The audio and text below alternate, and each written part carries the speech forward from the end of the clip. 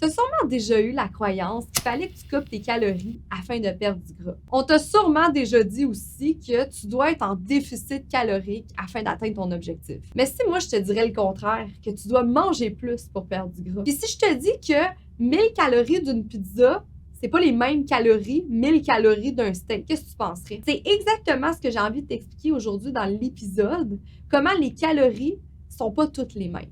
Vous voici dans l'ABC de la perte de poids avec Ali Braggs, naturopathe et coach de vie. Ce podcast est destiné aux femmes trop occupées qui souhaitent perdre du poids avec des trucs simples reliés aux thématiques des 3C. Les croyances, les connaissances et les comportements à avoir. Chaque épisode te révélera des astuces simples afin d'arrêter de faire le yo-yo avec la balance et enfin avoir des résultats durables sans acheter des pilules magiques. Let's fucking go, on y va! Salut tout le monde, ici Ali dans l'épisode 26 en lien avec les calories. Donc aujourd'hui, dans l'ABC de la perte de poids, le C n'est pas calories, mais en fait les croyances sur tes calories. Parce que c'est tellement une erreur que je vois souvent des femmes qui coupent leurs calories afin d'avoir du résultat. Puis sincèrement, c'est la pire erreur que tu peux faire. Et tu vas voir même dans l'épisode, je vais élaborer là-dessus comment ça peut te causer plus de problèmes que d'autres choses et même te faire prendre du poids si à long terme, tu coupes trop longtemps tes calories. Puis je sais, c'est tellement contre-intuitif parce qu'on veut tellement perdre du poid. Donc, on se dit, OK, ben il faut que je mange moins pour perdre du poids. Hein, c'est logique. Mais moi, je te le dis aujourd'hui que tu dois manger plus afin de perdre du poids. Et je te demanderais, est-ce que tu me croirais si je te dirais ça? Hein? Fait que ça, c'est quelque chose que j'élabore souvent. J'en ai déjà parlé dans mes autres capsules de ta croyance en lien avec les calories. Souvent aussi, là, dans mon programme Think Fit, quand une femme rentre dans le programme, je l'entends tout le temps, celle-là. Ben voyons donc, Ali, tu me mets bien trop de calories, je suis même pas capable de tout manger. Comment tu penses que je vais perdre du gras? Fait que tu vas voir que c'est pas parce que je te mets plus de calories que tu vas perdre du poids. Le but aujourd'hui, l'objectif de l'épisode, c'est que tu comprennes la différence entre une calorie pleine et une calorie vide. Et le but, c'est que tu fasses des meilleurs choix pour que tu arrêtes de couper toutes tes calories afin de perdre du poids. Parce que comme je l'ai expliqué dans l'intro, tu penses-tu que si tu manges 1000 calories d'une pizza, fait que tu te dis, moi, je mange 1000 calories par jour, puis là, t'es comme, je vais juste manger de la pizza pour 1000 calories, versus, je vais manger 1000 calories aujourd'hui, mais juste de steak. Tu penses-tu que c'est la même chose? Est-ce que tu penses que ça a les mêmes réactions biochimiques dans ton corps? La réponse, elle est non. Fait que tu vas voir que, oui, mathématiquement, on pourrait dire qu'être en déficit calorique peut te faire perdre du poids sur la balance, mais ça veut pas dire, par exemple, que tu as perdu du gras. Puis ça, j'adore ça le dire, là, parce que ça fourre tout le monde. Là. Puis tu vas voir, ça va peut-être te fourrer toi aussi. C'est pas parce que tu perds du poids sa balance que tu as perdu du gras. C'est pas parce que tu prends du poids sa balance que tu as pris du gras. Ça, il faut que tu le comprennes. Par exemple, quand tu as eu une soirée un peu plus festive, tu as bu de l'alcool, tu as mangé des choses que tu n'es pas habitué de manger, puis le lendemain, tu te réveilles et tu as pris 5 livres sa balance. Penses-tu que c'est 5 livres de gras? Non. Souvent, c'est de l'inflammation. La même chose, j'ai une cliente qui m'avait expliqué ça la dernière fois. Elle avait fait une grosse journée de course, de hiking avec son chum et tout. Puis il faisait très, très chaud. Puis elle avait oublié sa bouteille d'eau. Puis elle m'a expliqué qu'elle avait perdu comme 3-4 livres durant cette journée-là. Puis elle en revenait pas parce qu'elle avait fait beaucoup de sport. Puis là, c'est là que j'ai comme fait comprendre. Mais est-ce que tu penses que c'est 3-4 livres de gras que tu as perdu ou c'est 3-4 livres d'eau? Fait que vous allez voir que la balance, on s'en balance finalement. C'est le fun d'avoir un indicateur, mais il faut comprendre que le gras, c'est pas ça va, ça vient. C'est plus compliqué que ça. Puis c'est la même chose avec les calories. Il y a des bonnes et des mauvaises calories. Puis là, tout ça, je veux vous l'expliquer parce que c'est un phénomène que je comprends énormément. Psychologiquement, j'ai longtemps nagé dans ces problèmes-là. J'ai longtemps eu des troubles alimentaires. Moi, j'ai fait de l'hyperphagie vraiment longtemps. J'étais aussi anorectique. Vous savez, je me suis confiée un petit peu à vous au travers des capsules. Plus jeune, j'ai consommé beaucoup de drogues. Moi, j'étais accro à l'amphétamine et à la cocaïne.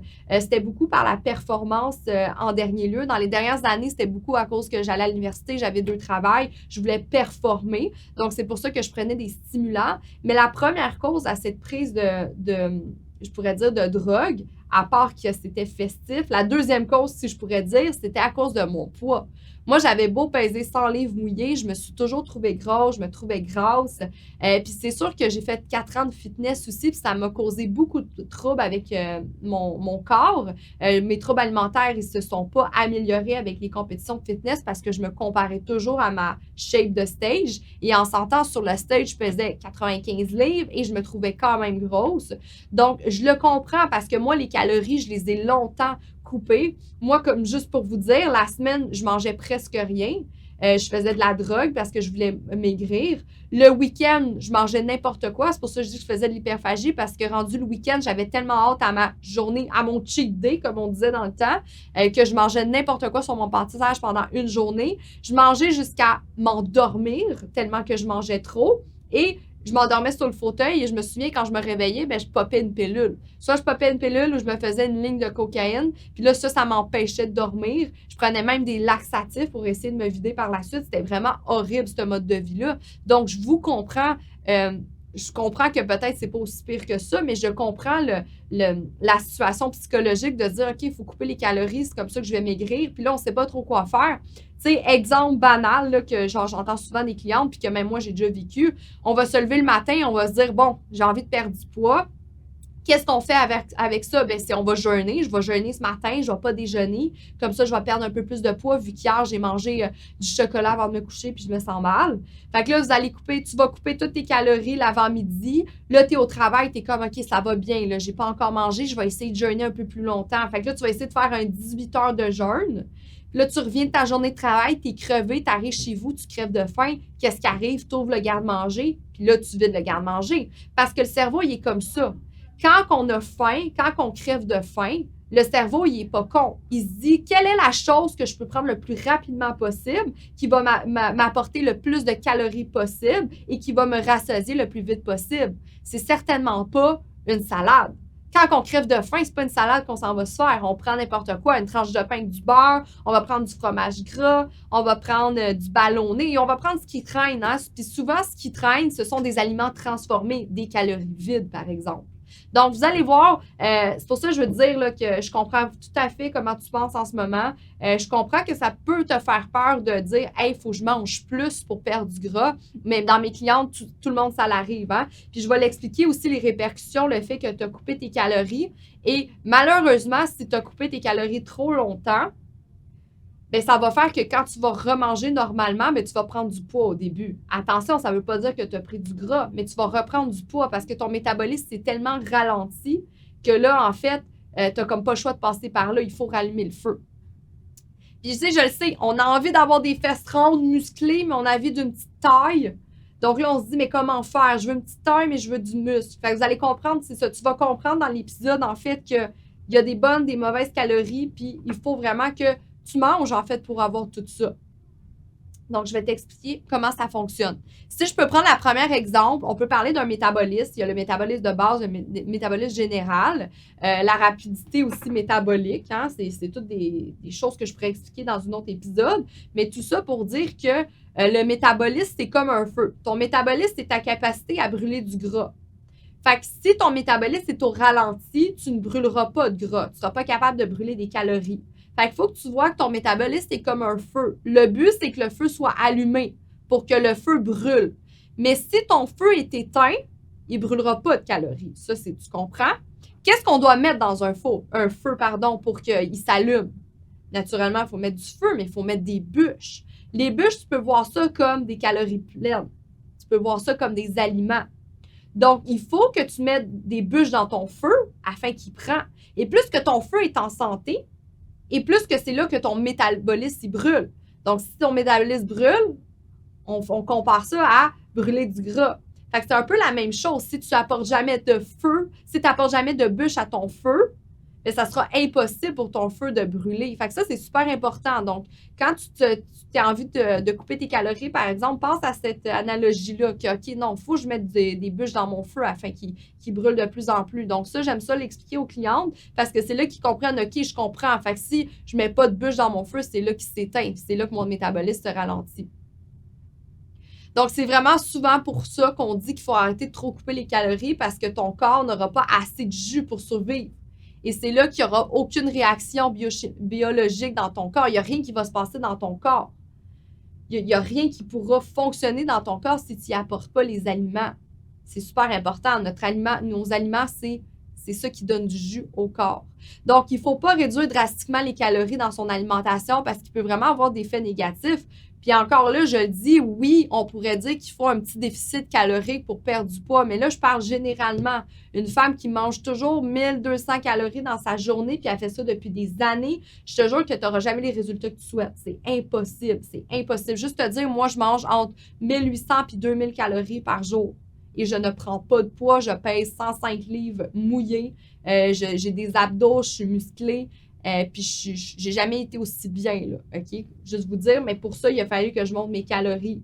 Versus avant que je prenais 1000 stimulants, je prenais des laxatifs, je mangeais rien pendant ma semaine. Sincèrement, je mangeais comme 800 calories dans ma journée à peine.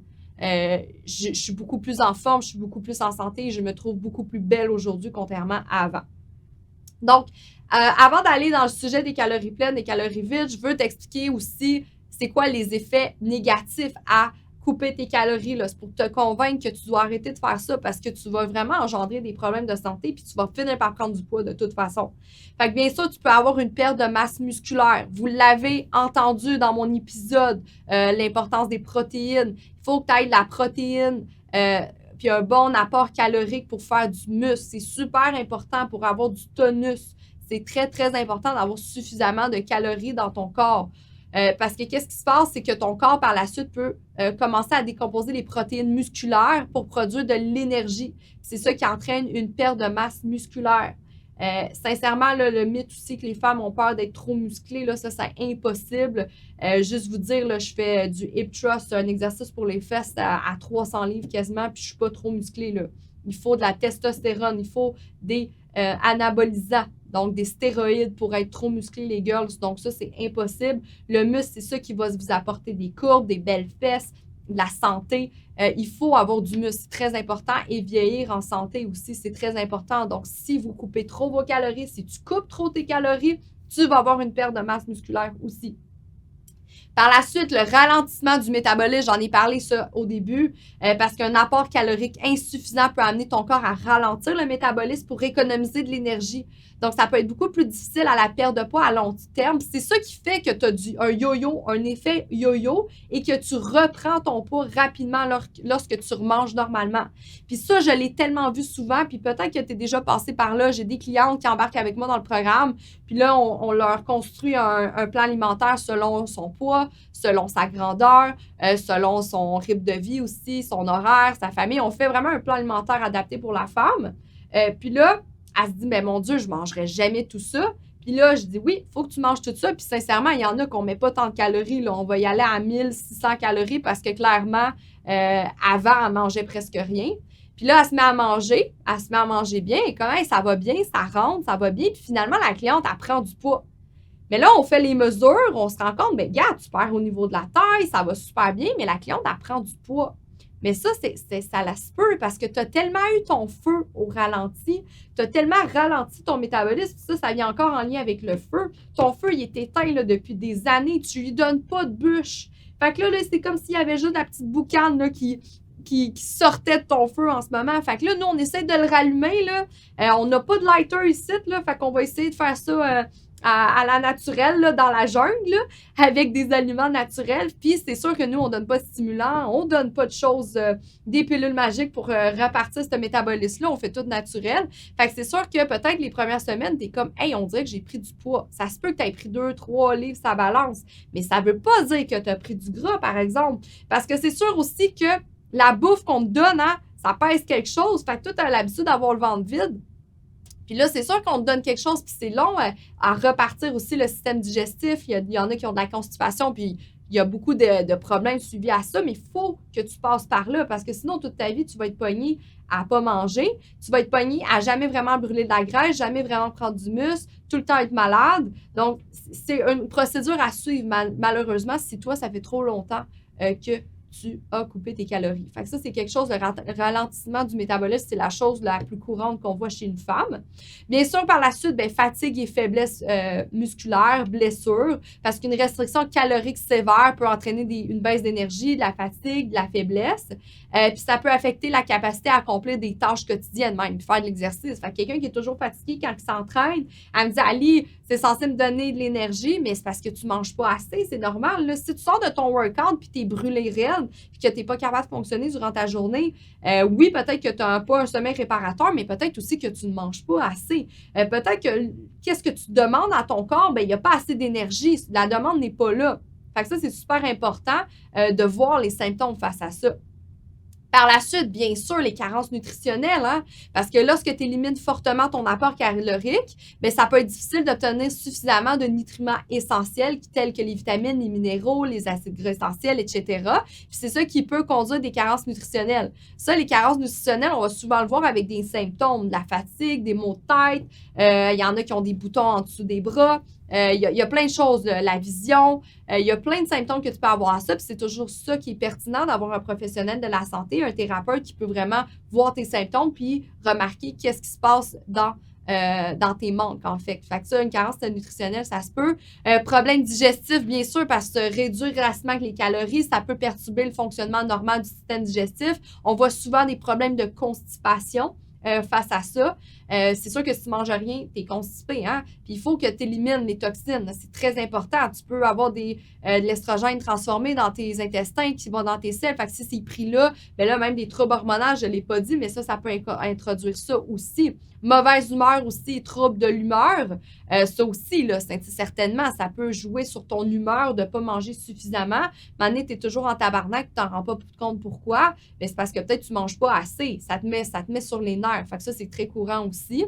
Et aussi, troubles du cycle menstruel, parce que les femmes qui ont des restrictions sévères, ça perturbe le cycle menstruel, puis ça peut entraîner même des problèmes de fertilité. Moi, juste vous dire, pendant 4 ans, je n'ai pas eu de règles. Je n'ai pas eu de règles pendant 4 ans. J'allais voir le médecin, la gynéco, personne ne trouvait pourquoi, mais c'était simplement parce que j'étais anorexique, je ne mangeais pas. Je mangeais tellement pas de calories que j'avais rien qui fonctionnait. J'avais des problèmes hormonaux aussi. Fait qu'il y a beaucoup de choses qui se passent dans ton corps avec ça. Affaiblissement du système immunitaire aussi, un régime alimentaire insuffisant en calories peut affaiblir le système immunitaire. Fait que ça nous rend vulnérables aux infections et aux maladies. Ça, c'est courant, là, quelqu'un qui ne mange pas assez est souvent malade aussi. Fait que là, tu as vu, il y a beaucoup de choses quand même que ça entraîne le fait que tu ne manges pas assez de calories. Puis maintenant, j'ai envie de te parler de la différence entre une calorie vide et une calorie pleine. Puis tu vas voir qu'il y a une belle différence à ça. Hein? Fait que quand on parle de calories pleines, on fait référence aux aliments qui apportent des calories ainsi que des nutriments essentiels, tels qu'on parle de vitamines, les minéraux, les protéines, les fibres, les graisses, les glucides et autres. C'est généralement considéré comme bénéfique pour la santé, si ça aide pour le soutien du bon fonctionnement de l'organisme et ça aide à maintenir une alimentation équilibrée, bien sûr. Donc, on pourrait dire que, exemple, il y aurait les fruits, les légumes, les aliments riches en vitamines, minéraux, fibres. Il y a des protéines maigres telles que la viande maigre, le poisson, les œufs, les poulets, les légumineuses qui fournissent des acides aminés essentiels.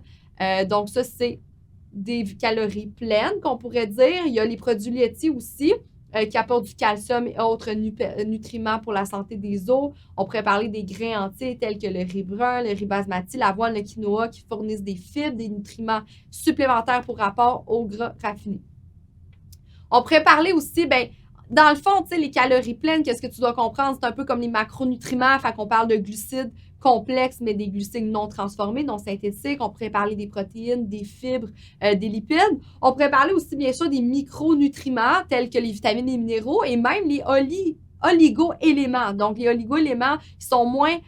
on a un moins grand besoin dans le corps, mais on pourrait parler du zinc, iode, cuivre. Donc, c'est beaucoup plus en petite quantité. Fait que tout ça, on pourrait dire que c'est des calories pleines. Dans le fond, ce sont des calories que lorsque tu les manges, ils t'apportent un soutien, ils te donnent quelque chose. Quand tu manges cette chose-là, elle t'apporte de l'énergie, elle t'apporte une meilleure santé, reconstruction du muscle, par exemple. Peu importe la raison, c'est que quand tu manges cette chose-là, elle t'apporte du bien. Fait que ça, c'est une calorie pleine. Une calorie vide, ben, ça désigne un aliment qui apporte des calories, mais qu'il n'y a pas vraiment de valeur nutritive. Tu vas voir, exemple, on va prendre l'exemple d'un sac de chips, de Doritos au fromage. Ben là, tu vois, il y a genre, je sais pas, je dis n'importe quoi, je connais pas les calories d'un sac de chips, là, mais mettons que ça a 300 calories pour 4 chips, mais tu te rends compte que dans la chip, il y a absolument rien. Il y a rien dans la chip qui peut t'apporter quelque chose de nutritif. Fait que ça, c'est une calorie vide. Fait que c'est souvent aussi des calories qui ont du sucre ajouté, puis qui n'ont aucune vitamine et minéraux, là. Fait qu'on pourrait parler des boissons sucrées, les sodas, les jus, qui a beaucoup de sucre, tout ce qui est bonbons, gâteaux, biscuits, collations, riches en matières grasses et en sel, les chips, les frites, les aliments transformés, les fast-foods, les plats préparés riches en gras, le sucre. Donc, ça, c'est des calories vides. Comme je dis, tu vas avoir faim, mais tu vas aller te pogner une pizza pochette. Excuse-moi, mais ta pizza pochette, c'est pas de la viande qu'il y a là-dedans. Il n'y a absolument rien, là. Ça, c'est des glucides transformés, c'est du sucre, c'est beaucoup de choses transformées. Fait que dans le fond, tu vas manger, ça t'apportera rien. En plus, ça va même pas ça va même pas augmenter ta satiété. Dans le fond, tu vas avoir pas moins faim parce que tu manges ça, techniquement, parce qu'il n'y a rien de bon, il n'y a rien de nutritif là-dedans. Fait que ça, ce sont des calories vides. Fait que je sais pas si tu comprends bien la différence. Calories pleines, c'est vraiment des aliments qui t'apportent des bonnes choses dans ton corps, et des calories vides, c'est des choses qui t'apportent absolument rien. Donc, toi, en tant que femme en santé, à chaque fois que tu manges quelque chose, puis moi, c'est ce que je fais, tu dois te demander, est-ce que cet aliment-là m'apporte quelque chose? Est-ce que lorsque je vais manger ça, bien, je vais me sentir bien, ça va couper ma faim, je vais avoir plus d'énergie, ça va être bon pour mes muscles, ça va être bon pour mon système immunitaire, ou je mange ça parce que mentalement, dans ma tête, c'est bon. Vous le savez, la nourriture, on est censé le voir ça comme une source d'énergie, quelque chose qui est bon pour nous. C'est pas censé être un plaisir. Si pour toi, c'est un plaisir, mais il va falloir te trouver des trucs. Puis c'est ce qu'on fait, c'est ce que je fais tous les jours, aider les femmes à arrêter de manger parce que ça ennuie, arrêter de manger parce que c'est une activité, mais de manger parce que oui, ça goûte bon, parce que c'est nutritif, mais ça y apporte quelque chose dans le corps. Fait que c'est la première question que tu devrais te demander, est-ce que cette chose-là est bonne pour moi? Est-ce que ça m'apporte quelque chose? Vous avez eu la dernière fois l'épisode sur comment lire une étiquette, super pertinent. Vous le savez, on ne regardait même pas les calories, on regardait tous les macronutriments. Mais là, vous comprenez, là, dans le fond, tu comprends, dans le fond, la différence. Fait que c'est super important que toi, en tant que femme, que tu as l'identité d'une femme en santé, c'est très normal pour toi de regarder, est-ce que cet aliment-là m'apporte quelque chose dans ma vie? Si je peux te donner un petit truc, ben, c'est vraiment d'opter pour des aliments denses aussi, mais peu caloriques. Hein? Par exemple, quand on dit dense, ben, c'est que ça contient beaucoup de vitamines et minéraux. Hein? Donc, par exemple, si tu te manges un bon petit plat de brocoli, bien, tu vas voir que quand tu vas le manger, bien, ça va prendre beaucoup de place dans ton estomac. Fait que c'est ce qui fait que ça va te remplir. Mais en plus, c'est super riche en vitamines et minéraux. Fait que ça va vraiment t'aider. La même chose avec un bon steak. Tu peux manger du steak, des légumes verts, des œufs, du grand peu importe. Dans le fond, tout ce qui est dans les macronutriments, hein, qu'on vous a déjà expliqué, protéines, glucides, lipides, tu dois le savoir. Hein? Puis j'en ai parlé un petit peu aussi dans l'épisode des morphotypes au début du podcast. Qu'est-ce qui serait peut-être mieux pour toi aussi? Est-ce que c'est plus de glucides, c'est plus de protéines? Je pourrais en reparler aussi plus des macronutriments en détail dans les prochains épisodes, mais c'est super important que quand tu manges des calories pleines. Les calories vides ne servent absolument à rien, et en plus, ça ne coupe même pas la faim. Ça va juste te donner des rages. Vous le savez, c'est les protéines qui vont couper aussi la faim. Donc, finalement, j'espère que tu l'as bien compris, que les calories, bien, on s'en balance finalement, hein? Que c'est vraiment la qualité de tes calories qui est important. Comme je le dis, macronutriments, micronutriments, oligo-éléments aussi. Il faut des choses qui t'apportent du bon dans ton corps. Tu vas voir que tu vas être beaucoup plus nourri avec des bons aliments. Ça va même t'empêcher d'avoir des rages le soir parce que finalement, tu as essayé de couper tes calories. Tu le comprends que c'est la pire chose à faire de couper tes calories en lien avec le métabolisme.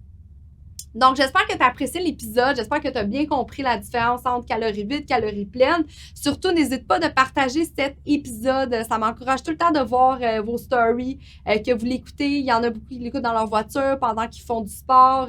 Ça m'encourage beaucoup de voir que les femmes essaient de partager les bonnes nouvelles. Moi, ça m'encourage de continuer aussi. J'adore vous donner de l'information gratuite. J'adore aussi avoir vos comebacks. J'aime ça savoir si vous avez aimé cet épisode-là. Moi, ça me permet de savoir est-ce que vous aimez plus ça mindset, est-ce que vous aimez plus ça, parler des croyances, parler des connaissances.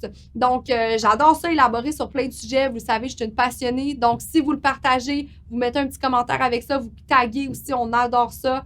Je pense que c'est important de partager la bonne nouvelle. Puis moi, plus que j'ai des écoutes et plus que j'ai envie de continuer, et on ne sait jamais, je vais peut-être me rendre un jour à l'épisode 100 et vous allez devenir autant une experte que moi dans ce qui est la santé.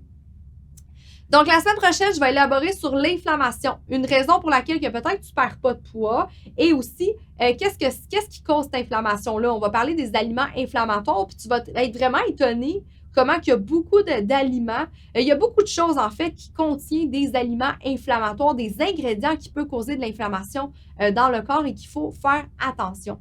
Fait que je te remercie beaucoup de ton écoute et on se voit la semaine prochaine!